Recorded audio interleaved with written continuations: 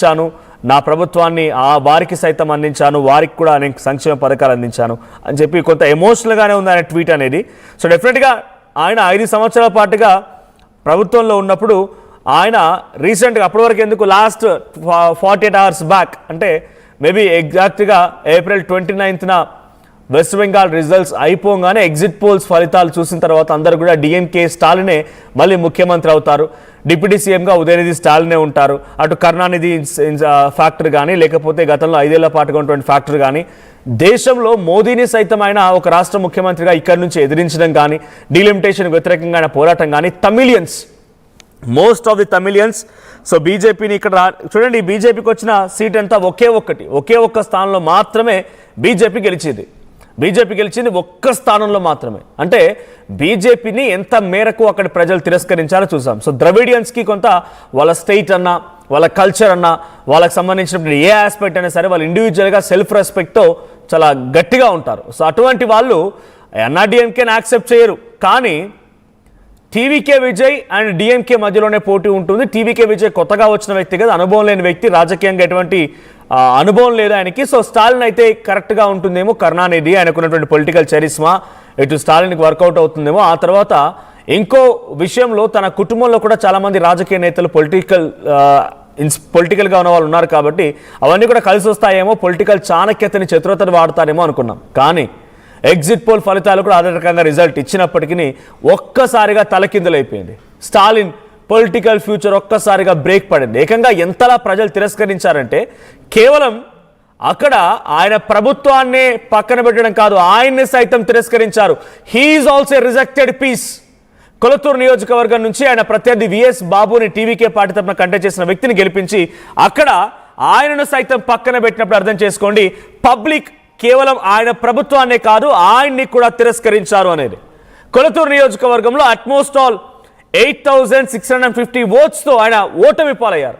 ఉదయనిధి స్టాలిన్ గెలిచారు, పళనిస్వామి గెలిచారు. కానీ ముఖ్యమంత్రి పైన ఎంతటి తీవ్రమైన వ్యతిరేకత అర్థం చేసుకోండి. ఈసారి కొలతూరులో కనుక ఆయన గెలిస్తే ఇట్స్ 4th టైం. ఆయన 4వసారి నియోజకవర్గంలో పోటీ చేయడం, ఆ తర్వాత గెలవడం అనేది. కానీ ఇక్కడ అనూహ్యంగా ఎవరు ఊహించని రీతిలో ఆయన సైతం ఓడిపోయారు. అందుకే ఏది శాశ్వతం కాదు.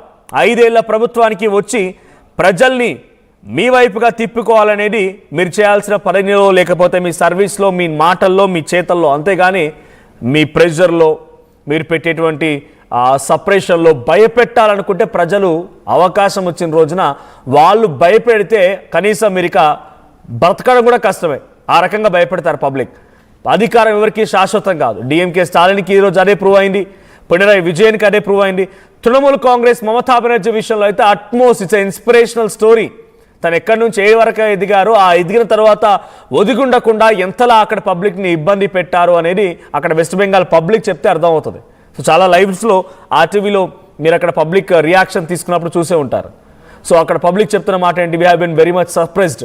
నీకు ఒక షాకింగ్ సంఘటన ఏంటనంటే, మా ప్రతినిధి మధు అక్కడికి వెళ్ళి లైవ్ రిపోర్టింగ్ చేస్తున్న సమయంలో ఆయనకు కనిపించిన ఒక అంశం ఏంటనంటే చాలామంది షాక్ అయ్యారట. ఏమని, ఏం బీజేపీ ఇంతలా ఉందా అంటే, మొన్నటి వరకు తృణమూల్ కాంగ్రెస్ అధికారంలో ఉన్నప్పుడు అక్కడ బీజేపీ కానీ ఇతర పార్టీలు ఏవైనా, కాంగ్రెస్ కానీ ఎవరైనా కూడా బయటికి రావాలంటేనే వాళ్ళంతా సాహసించకపోయేది.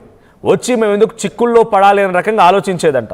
కానీ ఎప్పుడైతే తృణమూల్ కాంగ్రెస్ అధికారాన్ని కోల్పోయిందో, ఏకంగా ముఖ్యమంత్రి తన ఎమ్మెల్యే నియోజకవర్గంలో ఓడిపోయారు భవానీపూర్ నుంచి, అక్కడ డైరెక్ట్గా ఇక మొదలైంది అక్కడ గెలిచినటువంటి పార్టీ బీజేపీ హవా. నాయకులంతా రోడ్లెక్కి చూస్తే ఆ జనం తాకిడి చూసిన తర్వాత తృణమూల్ కాంగ్రెస్ షాక్ అయిందంట. ఏంది ఇంతమంది బీజేపీ సపోర్టర్స్ ఉన్నారా, ఇంతమంది బీజేపీకి సపోర్ట్ చేస్తారని చెప్పి షాక్ అయ్యారంట. ఇద్దరికి ఒక మంచి గుణపాఠం అని చెప్పాలి. ముఖ్యమంత్రి అనేంత మాత్రాన కొమ్ములు ఉన్నాయనో, లేకపోతే ముఖ్యమంత్రి అనేంత మాత్రాన ఎప్పటికీ గెలుస్తామనో, ముఖ్యమంత్రి అనేంత మాత్రాన ఏదైనా చెల్లుతుందని అనుకుంటే తృణమూల్ కాంగ్రెస్ మమతా బెనర్జీకి ఉదాహరణగా తీసుకోండి. 14 సంవత్సరాల 327 రోజుల పాటుగా ముఖ్యమంత్రిగా పనిచేసింది. 3 కాన్సిక్యూటివ్ టర్మ్స్ తృణమూల్ కాంగ్రెస్ని అధికారంలోకి తీసుకొచ్చింది. ఆ తర్వాత ఇప్పుడు ఏం జరిగింది, ఒక్క బోర్లా పడిపోయింది తృణమూల్ కాంగ్రెస్. కేవలం తృణమూల్ కాంగ్రెస్ అధికారం కోల్పోవడమే కాదు, మమతా బెనర్జీ కూడా ఓడిపోయారు. ఆవిడ పోటీ చేసిన నియోజకవర్గంలో ముఖ్యమంత్రి ఓడిపోయారు ఎమ్మెల్యేగా. ఇప్పుడు ఆవిడ ఎమ్మెల్యే కూడా కాదు, కనీసం అసెంబ్లీ గేట్ కూడా దాకనివ్వట్లేదు. సేమ్ విషయంలో Stalin. So Stalin of course he's a good fighter for the last 5 years. బీజేపీకి వ్యతిరేకంగా ఫైట్ చేయడం కానీ, అక్కడ సపరేషన్ ఎదుర్కోవడం కానీ, గవర్నర్ చేత ఏ రకమైన ఒత్తిడి వచ్చినా దాన్ని ఎదుర్కోవడం కానీ, పబ్లిక్ అటెన్షన్ని డ్రాగ్ చేయడంలో కానీ హీ హ్యాడ్ ఒక మంచి నాయకత్వాన్ని చూపించారనేది లాస్ట్ 5 ఏళ్ళలో కనిపించింది. కానీ ఒక్కసారి కనుక పబ్లిక్ తిరస్కరిస్తే ఏమైపోతుందో చూపించారు. అక్కడ ఆయనకు కూడా తెలిసింది. ప్రభుత్వాన్నే కాదు ఆయన్ని కూడా పక్కకు పెట్టేశారు కొలతూరు నియోజకవర్గ ప్రజలు. సో ఆయన కూడా ఓడిపోయారు. సో విజయన్ విషయంలో జరిగింది అదే. ఆయనకు 2 సార్లు అధికారం చేపట్టారు, 2 సార్లు ముఖ్యమంత్రిగా ఉన్నారు. కానీ ఆయన ఎమ్మెల్యే గెలిచారు, కానీ ప్రభుత్వాన్ని కోల్పోయారు. ఆయన కూడా అక్కడ ఇప్పుడు ప్రభుత్వాన్ని కోల్పోయారు. సో మొత్తంగా 5 రాష్ట్రాల ఎన్నికల్లో 3 రాష్ట్రాల ఎన్నికల్లో బీజేపీ గెలిచింది, తిరిగి ప్రభుత్వాన్ని చేజిక్కించుకోగలిగింది అస్సాం అండ్ పుదుచ్చేరిలో. ఇంకో చోట కొత్తగా వెస్ట్ బెంగాల్ అధికారాన్ని చేజిక్కించుకుంది బీజేపీ. ఇకపోతే కాంగ్రెస్ యూడీఎఫ్ నేతృత్వంలోని కేరళ కైవసం చేసుకుంటే టీవీకే తమిళనాడుని కైవసం చేసుకుంది. ఇంకా ఫుల్ మెజారిటీ లేదు విజయ్కి ఏం జరిగిందో చూడాలి, విజయ్కి ఏ పార్టీలు సపోర్ట్ ఇస్తాయో చూడాలి. But as of now Stalin చేసిన ఈ ట్వీట్ సంచలనంగా మారింది. స్టాలిన్ అటు గెలిచిన విజేతలకి కంగ్రాచులేషన్స్ చెప్తూ మేము ప్రజల మాటకి, ప్రజల యొక్క తీర్పుకి కట్టుబడి ఉన్నాం, శిరసా వహిస్తామని చెప్పి ఆయన చేసిన ట్వీట్ ఇప్పుడు ఆసక్తికరంగా మారింది. అయితే ఆయన మేము మా ప్రభుత్వంలో చేసిన పథకాలని, ప్రాజెక్ట్స్ని చూసే పబ్లిక్ని ఓట్లు అడిగాం, కానీ ఏ రోజు కూడా ఇక్కడ మేము డ్రామాలకు తెరలేపలేదు అనేది ఆయన చెప్తున్న మాట. So thanks to the leaders officially who had worked and of the friendship movement who stood shoulder to shoulder with us, all of them. DMK party కూటమిలో ఉన్నటువంటి నేతలను కూడా గెలిపించినందుకు అటు తమిళియన్ ప్రజలకి థ్యాంక్స్ చెప్తూ అందరూ కూడా మాతో పాటు నిలబడ్డ అందరికీ థ్యాంక్స్ చెప్తూ ఆయన ట్వీట్ చేశారు. సో ఏదేమైనా టీవీకే విజయ్ గెలుపుని మీరు ఎలా చూస్తారు? టీవీకే విజయ్ గెలుపు నిజంగా ఒక ఇన్స్పిరేషనల్ స్టోరీ. తమిళనాడునే కాదు, ఏకంగా భారతదేశంలోనే సువర్ణ అక్షరాలతో చరిత్రలో లిఖించదగ్గ స్టోరీ అయింది. చాలా తక్కువ సమయంలో ఇంతటి స్థాయిలోకి ఎదగడం, ముఖ్యమంత్రి అవడం అనేది కొంత ఇప్పుడు hot topic and special attention drag చేశారు దేశ ప్రజలది. సో స్టాలిన్ మాత్రం ఆయనకి గెలిచిన వారికి కంగ్రాచులేట్ అంటూ ఒక ట్వీట్ చేశారు. సో టీవీకే విజయ్ గెలుపు చూసిన తర్వాత మీకేమనిపించింది కామెంట్ చేయండి.